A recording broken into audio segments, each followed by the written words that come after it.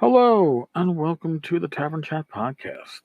This is episode 66. I'm your host, Eric Tenkar, your bartender in the OSR, the main proprietor at the Tenkar's Tavern blog. So, today I am looking at the sleep spell. We're looking at it first in the 1E Player's Handbook, then a little additional note in the DMG, and then going on to how it's handled in various OSR games. Now, before we even get into that, sleep is notoriously an overpowered spell at low levels and a damn near useless spell at higher levels. And I say that because at low levels, it can take out a whole encounter for your players without a saving throw. And at high levels, it doesn't affect creatures greater than 4 hit dice. So at high levels, it starts becoming very obscure, very unneeded. Even taking out mooks, your fighters are probably better at it because, especially if your creatures are less than 1 hit die, they get one attack per level. But let's look at the sleep spell and the Player's Handbook 1A. When a magic user casts a sleep spell, he or she will usually cause a comatose slumber to come upon one or more creatures other than undead and certain other creatures specifically excluded. See the AD&D Monster Manual. All creatures to be affected by the sleep spell must be within a 3-inch diameter circle. Now, for those who aren't used to the AD&D notations for distance, we're talking wargaming, so inches is converted to either feet or yards. So if they're saying a 3-inch diameter circle, we are usually talking indoors, a 30-foot diameter circle, outdoors, a 30-yard diameter circle. The number of creatures which can be affected is a function of their life energy levels. Wouldn't it just be easy to say hit dice? Expressed as hit dice and hit points. All right. The area of effect is determined by the range and area center decided upon by the spellcaster. Slapping or wounding will awaken affected creatures, but noise will not do so. Awakening requires 1 complete melee round. Note that sleeping creatures can be slain automatically at a rate of 1 per slayer per minute. Okay. Duration of sleep in 1A is 5 rounds per level. Pretty damn good. And if you're using worrying about segments in your game, which we did initially and then we gave up on it, it's a very quick casting spell. It's 1 segment. Now, your number of creatures affected is determined by hit dice. If they're up to 1 hit die, it's 44, 4 to 16. 1 plus 1 hit dice to 2 is 2d4 or 2 to 8. 2 plus 1 to 3 is 1 to 4. 3 plus 1 to 4 hit dice is 1 to 2. And 4 plus 1 to 4 plus 4 is 0 to 1. So you got a 50-50 chance. Now, I don't know why they did it by numbers and they didn't just come flat out and say, all right, you affect 4 to 16 hit dice worth of creatures. Because if you have a mixed group of, I don't know, you got kobolds, orcs, a gnoll, and an ogre. Now, do you affect 4 to 16 of the orcs and kobolds and goblins, and another 2 to 8 of the gnolls? I mean, I don't see that. I'm pretty sure that's not how it was meant, but that's kind of how it reads. Now, the DMG on page 45, sleep. Unless a single creature is designated as the target of a sleep spell in a mixed group, the sleep spell will first affect the lower level hit dice targets. So that seems to infer that there's a hit die total that you're rolling for, and then you peg off. All right, I've got a total of. I got lucky. I have a total of 14 hit dice worth of creatures, so I can take out the 8 Aurochs. I've still got 6 hit dice left. I can take out the 2 Gnolls. I've got 2 hit dice left, but the Ogre is going to be standing.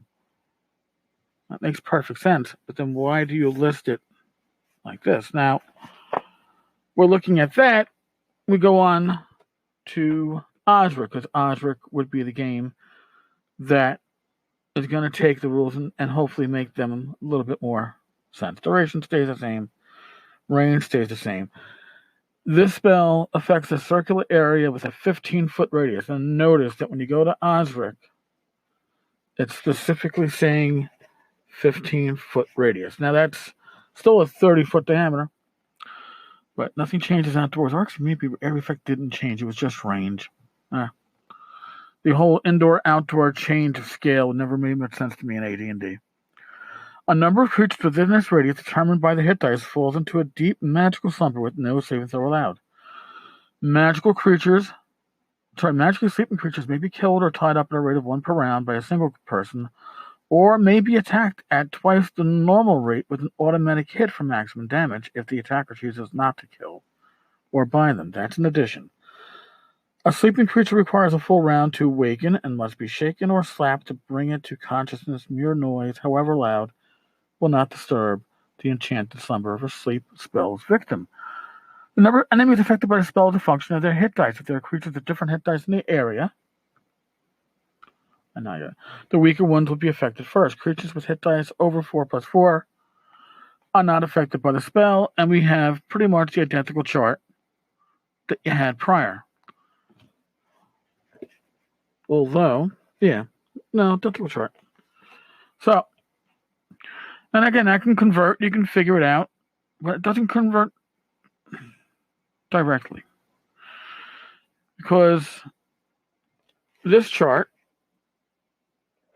while maintaining the same reference as the initial chart, 1 hit die or less, 44. 1 plus 1 to 2, so 2 hit dice or less, 2d4. 3 hit dice or less, 1d4. The correlation is not exact. It really should be, 1d4 plus 1? If you were trying to make it 1/3 of 4d4. I understand what they're doing. The same thing happened in the player's handbook. But even to me as a kid, the math did not make sense. So what we did is we rolled 4d4, and that was a number of hit dice, and you started from the bottom, like I said. That is not explained in the DMG. That's not explained in the player's handbook. It's not even said in Osric. So, part of me wants to say, what gives? Nothing really gives. That's not a huge point there. What it comes down to is that when the rules were originally written, this was a new idea. It was a new game. Clarity oftentimes was assumed. And I know that doesn't really sound like a great way to run things, but clarity was often assumed, and if it wasn't there, so be it. Now, sleep and Thoughts in Which We Complete is different. It has a set duration. It isn't 5 minutes per level. It's an hour. And the number of creatures affected changes a little bit too. Hit dice of victims. 1 hit die or less, 2d8. 2 hit dice or less, 2d6. 3 hit dice or less, 1d6. And 4 to 4 plus hit dice, 1. So there's no 50-50 chance. Again, I guess the correlation is a little bit better for the number of creatures affected in, excuse my chair, in Swords and Wizardry Complete. Now, when we had to do this for Swords and Wizardry Light, we did away with mentioning the levels, and in retrospect, we probably should have said it will not affect creatures of a certain hit die. But the gameplay is low. The creatures included were 4 hit dice or less, so it wasn't really needed to be part of the explanation. But for us, range was 240 feet, same as in Swords and Wizardry Complete. Duration was under the referee's discretion. How long they sleep is how long they sleep. This spell puts 2d6 plus 3 hit dice enemies into an enchanted slumber. It affects creatures based on their hit dice. Probably should have worded that a little bit better. I probably should have said it affects lower hit dice creatures first. Retrospect is always 2020. But at low levels, like I said, this is an extremely powerful spell. But the initial wording of it in the AD&D Player's Handbook makes it even more powerful if you have a rules lawyer saying, well, it tells me it affects this number of 1 hit dice creatures, this number of 2 hit dice creatures, this number of 3 hit dice creatures. And that's not the intention of the spell, but it certainly can be read that way. It really is. It affects a certain number of hit dice of the creatures and affects lower level creatures first. I was not a rules lawyer as a kid or a teen or a young adult, but if I had been, I would have rules lawyered the shit out of the one of rules as written. The DMG did not give a great job of explaining it. It kind of does saying it affects lower level creatures first, but that doesn't mean what they think it means. Isn't a line from The Princess Bride, I think. In any case, sleep is a very powerful spell. If you don't have it in your repertoire as a first level magic user, why not? I mean, your only other offensive spells are Charm Person. Really. Effective ones. Shocking Grasp, Burning Hands, 1 hit point at first level. Magic Missile, sure, that in AD&D that hits for 1d4 plus 1. But that's basically your dagger. Sleep can take out a platoon, nearly.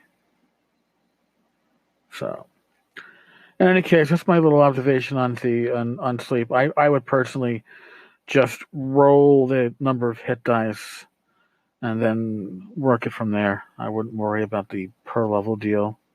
I would worry about the max. I think that maxing it at 4 plus hit die creatures is probably the way to go. But all right, folks. Yeah, it's a Saturday.